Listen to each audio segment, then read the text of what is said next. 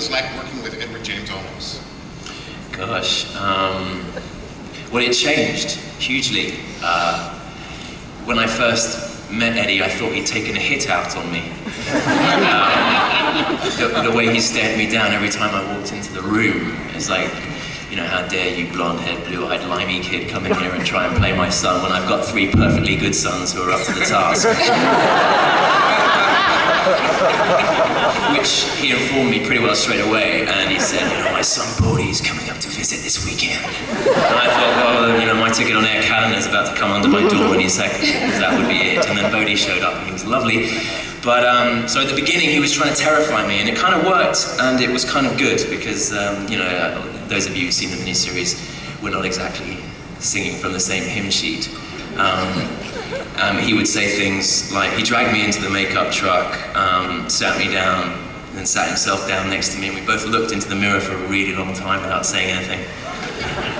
And then he said, you ever wear lenses? I said, no. I'll wear the lenses. You dye your hair. And that was kind of our relationship for the miniseries. He wouldn't even look at me in the scenes, and I've since found out that was exactly what he did on Miami Vice to those other 2 young looking dudes. I can't remember. He didn't look at them once in the whole series, and he was playing that game with me for a while. But then we landed in Vancouver with my family. Kerry and I were looking for a place to stay in Kitsilano, and we thought we'd stay by the beach, which would be rather nice. And we walked into this little house with our realtor, and who should walk out but EJO. And I thought, oh crap.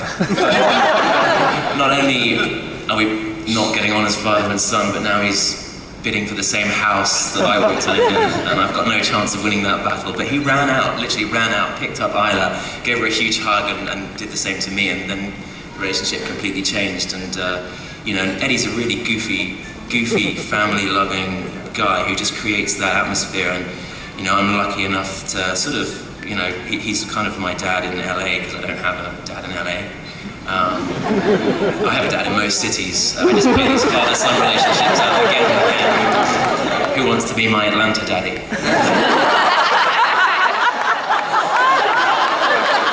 Yes, you at the front.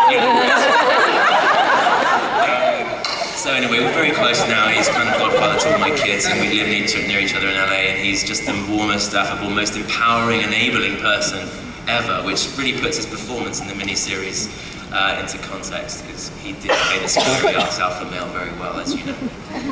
Thanks. Next question. Hey, this one was for Jamie Bamber. Is there any chance we'll ever get the pilot released for that the show you did with Ron? 17th Precinct. Yeah. Well, I was sleeping in one morning, which doesn't happen to me very often, and my wife Kerry was sat at the computer and said, hey, your pilot's online. I'm watching it now, and I heard this sort of Eamon Walker sort of voiceover, which was never in the script, which was kind of a fix-it, because there were some problems with the pilot.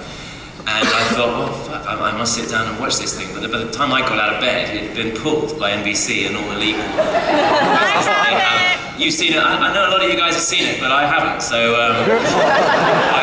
have it. I have it on my computer. Awesome. So actually, you're going to be Jamie's father today. And have a father-son moment. Yeah, you could do what Eddie used to do. He said, I'm watching you in every scene. Every daily, every take, I'm watching you. He said to all of us, I think. No, he just grabbed my ass. Yeah. Very good. It's very but no, cool. 17th was an amazing thing, because, you know, it was a lot of the BSG crew that live in Vancouver worked on it.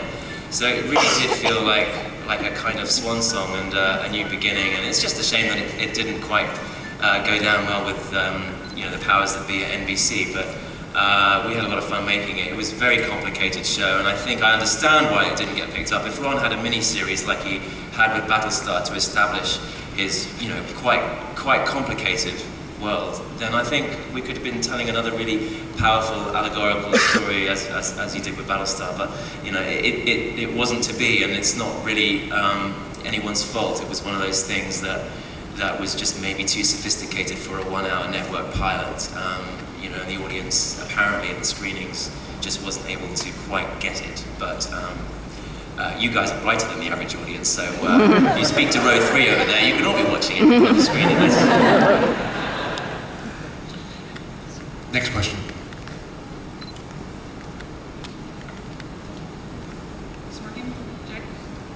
So, with talk of a BSG movie coming up, I was wondering if any of you felt kind of territorial about